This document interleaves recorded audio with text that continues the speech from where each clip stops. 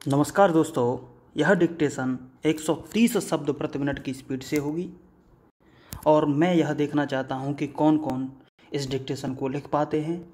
आप यदि वीडियो को लाइक कर देंगे तो मैं समझ जाऊंगा कि जितने लोगों ने वीडियो को लाइक किया है उन लोगों ने इस 130 शब्द प्रति मिनट की स्पीड से डिक्टेशन को लिखा है।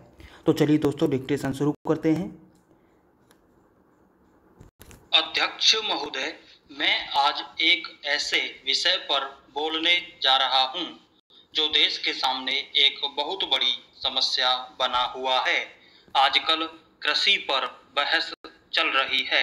मैं कल से सुन रहा हूं, कई लोगों ने तो सरकार की बड़ी प्रशंसा की है कि वह बहुत ही अच्छा काम कर रही है।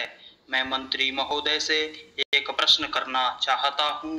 मार्च में मंत्री महोदय ने एक प्रश्न के उत्तर में कहा था कि 2 वर्ष में हमारा देश आत्मनिर्भर हो जाएगा।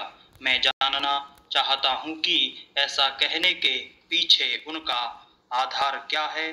कौन से उनके पास ऐसे प्रमाण हैं जिनके आधार पर उन्होंने इस प्रकार की घोषणा की है। मैं चाहता हूं कि जब वह उत्तर दें तो इस बात को बताएं।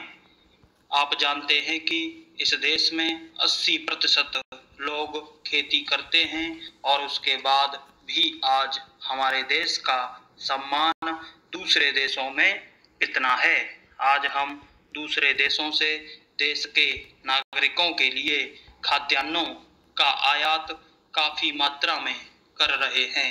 खाद्यान्न की स्थिति बिल्कुल संतोषजनक नहीं है।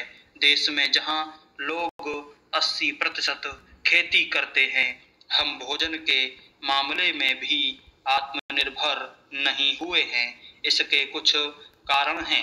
जिस समय देश स्वतंत्र हुआ उसी समय से इस सरकार ने कुछ गलतियां की हैं, जिसका परिणाम यह है कि आज इतने वर्षों के बाद भी हम आत्मनिर्भर नहीं हो सके हैं।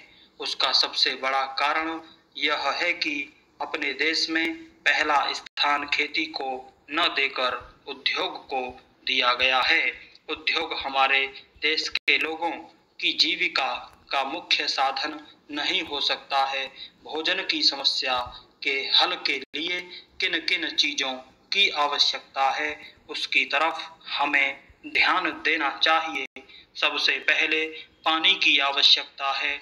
मैं समझता हूँ कि सिंचाई में काफी जोर दिया जाना चाहिए और सिंचाई तथा खाद्य मंत्री एक होना चाहिए। यह मेरी मांग है। पानी के बाद खेती के लिए खाद भी बहुत आवश्यक है। खाद का स्थान दूसरा हो सकता है। आज देश में खाद की बात काफी जोर देकर कही जाती है। यह कहा जाता है कि उपज को बढ़ाने के लिए खाद की आवश्यकता है। बिना खाद के उपज नहीं बढ़ सकती, किंतु खाद कहाँ तक उपज को बढ़ा सकेगी, यह भी देखने और सोचने की बात है। इस ओर एक समन्वयक नीति चाहिए।